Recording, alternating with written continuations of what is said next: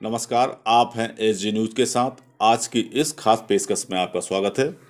आपने मेले तो एक से बढ़कर एक देखे होंगे, पर आज हम आपको जो मेला दिखाने जा रहे हैं, यह मेला कोई आम मेला नहीं है। जी हाँ, यह है अग्नि मेला। एक ऐसा मेला जहाँ पर दहकते अंगारे भक्तों की आस्था के आगे बन जाते हैं फूल। तो आइए सीधे चलते हैं बुंदेलखंड सागर जिले के देवरी नगर। ये है वह अग्नि मेला जिसकी हम अभी अभी बात कर रहे थे। आस्था के इस मेले में भक्त दहकते अंगारों पर चलते हैं और उनकी भक्ति के आगे आग के लाल अंगारे फूल जैसा कोमल एहसास देते हैं। यह विश्व प्रसिद्ध अग्नि मेला अगहन सुदी अग्नि चंपा छठ से आरंभ होता है और पूरे 10 दिन तक चलता है।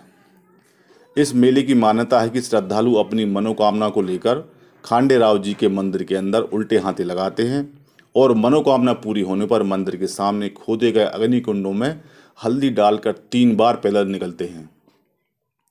भगवान के प्रति भक्तों की इस अटूट आस्था का चमत्कार तो देखिए कि ये दहकते अंगारे उन्हें कोमल फूलों जैसा एहसास देते हैं। इस बार भी गुरुवार से यहाँ पर मेले का आरंभ हो गया है। इस दिन यहाँ पर करीब 137 श्रद्धालु दहकते अग्नि कुंडों से 3 बार गुजरे। अब आप श्रद्धालुओं से सुन लीजिए उनकी जुबानी और भक्ति के उस एहसास को महसूस कीजिए जिसके आगे दहकते अंगारे बन जाते हैं फूल। मेला में अंगारों पर निकल रहे हैं, क्या अनुभव है आपका? मुझे याद है ये हमारा 29वां वर्ष है और कभी हमने कोई ऐसा हमारा नांगा नहीं हो पाया। हम कहीं भी होते हैं प्रदेश के देश के कोने में, लेकिन जो हमारा चंपा छठ रहते हैं उस दिन हम प्रथम दिन ही खंडे राव जी के दरबार में हाजिर होते हैं और अंगारों पर से निकलते हैं। मैं मेरा पूरा परिवार भी यहाँ कई बार निकले हैं।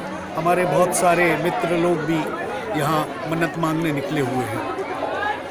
किस उद्देश्य को लेकर मनोकामना, क्या मनोकामना को लेकर निकलते हैं? प्रतिवर्ष मान्यताएं तो लोगों की होती हैं, मन्नत होती हैं अलग अलग तरह के। कभी किसी तरह की कोई बीमारी है, कहीं कोई पारिवारिक कष्ट है, इन सब को लेके लोग निकलते हैं। ये भी है, लेकिन हमने हमेशा देवरी की अमन चैन की दुआ यहाँ पर खंडे राव जी से की है।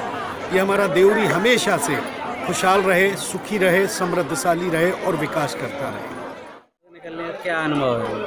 अच्छा लगा यहाँ आके। मैं हर बार निकलना चाहूँगी, मतलब उनकी महिमा अच्छी है खंडे राव जी की। कौन सी मनोकामना लेके निकली? मैं अपनी श्रद्धा से निकली हूँ, जहाँ से अगली बार फिर निकलूँगी।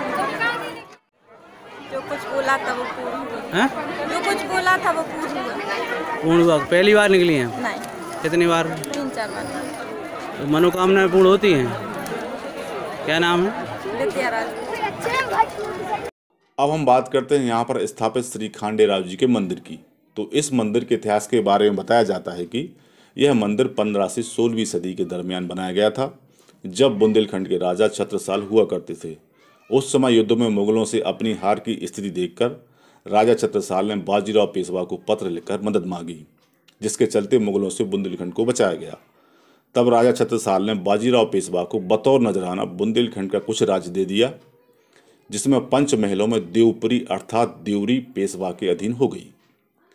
बाजीराव ने यहाँ पर यशवंत राव को अपना राजा नियुक्त किया। यशवंत राव के कुल देवता खांडेराव मर्तंड भैरव थे, जिनका स्थान महाराष्ट्र के जंजौरी में है, जहाँ पर राजा यशवंत राव वर्ष में एक बार दर्शन करने के लिए जाया करते थे।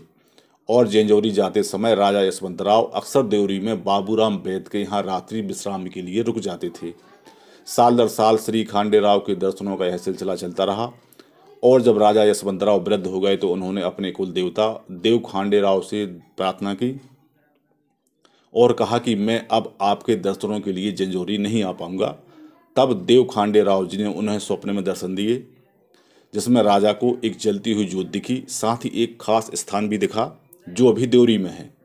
साथ ही देव खांडे राव जी ने यशवंत राव को बताया कि मैं यहाँ 5 पिंडों के रूप में 22 हाथ की गहराई पर हूँ। तब राजा ने उस खास जगह पर खुदाई करवाई तो उन्हें 5 पिंड मय चरण के प्राप्त हुए, जिनकी उसी जगह प्राण प्रतिष्ठा की गई और 15 से 16वीं सदी के बीच देव खांडे राव जी का मंदिर निर्माण करवाया गया। मंदिर में एक प्रतिमा देव खांडे राव जी की विराजमान है, जो घोड़े पर सवार है, एक हाथ में खड़ग तलवार धारण किए हुए हैं, लंबा जामा, सिर पर पगड़ी रखे हुए हैं। एक बार राजा यशवंत राव के पुत्र बीमार हो गए, तब देव खांडे राव ने राजा को दर्शन देकर कहा कि मंदिर में हल्दी के उल्टे हाथे लगवाओ और भट्टियां खोदकर अंगारे डालकर अग्नि के ऊपर से हल्दी डालकर निकलो तो तुम्हारा पुत्र स्वस्थ हो जाएगा। तब से यह प्रथा शुरू हो गई और लोग अपनी मन्नतें पूरी होने के बाद इन दहकते हुए अंगारों पर चलते हैं। यह मंदिर प्राचीन वास्तुकला का बेजोड़ नमूना है। मंदिर में एक छिद्र है जिसमें से होकर साल में एक बार अगहन माह की छठ के दिन सूरज की किरणें इन 5 शिवलिंगों के पिंडों पर पड़ती हैं, वो भी ठीक 12 बजे। इसके बाद शुरू होता है अग्नि कुंडों पर से लोगों का निकलना। साथ ही पंडित श्री नारायण राव वैद्य ने बताया कि जब नवंबर माह में चंपा छठ पड़ती है तो सूर्य की किरणें शिव के 5 पिंडों पर पड़ती हैं, और अगर चंपा छठ दिसंबर माह में पड़ती है तो कई बार सूर्य की किरणें इन पिंडों पर नहीं पड़ती, पर इस बार ऐसा संयोग है कि सूर्य की किरणें पिंडों पर पड़ेंगी। साथ ही बताया कि यह मेला पहले 3 दिन का लगता था, पर लोगों की आस्था और भक्ति के बढ़ते सैलाब के चलते यह मेला अब 10 दिन का कर दिया गया है। कितने वर्ष से परंपरा चली आ रही है? मंदिर जब निर्माण हुआ है तब से ये परंपरा चली। कितने लोग निकलते हैं हर वर्ष? कम से कम 1300 आदमी निकल जाते हैं 10 दिन में। क्या मान्यता है? मान्यता ये है कि आदमी अपनी मनोकामना यहाँ चाहता है, हाथी लगाए जाते हैं, नारियल रखे जाते हैं, जब अपनी मनोकामना पूरी होती है उसके बाद इसमें से निकलना। मगर ये अकेला नहीं है कि आदमी आहाड़ में से निकले, आगे में से, अग्नि में से चले, बाकी अन्य भी बोलनाएँ हैं जो कर सकता है आदमी। मनोकामनाएं पूर्ण होती है? मनोकामना पूर्ण होने के बाद, और अधिकांश मनोकामना पूर्ण हुई। अभी हमारे यहाँ के पूर्व विधायक सुनील जैन भी निकले हैं, उनको निकलते हुए कम से कम 25 वर्ष हो गए। 25 वर्ष से अविरत निकल 29 साल हो गए। 29 साल हो गए। हाँ 29 साल, बहुत वर्ष हो गए उनको निकलते।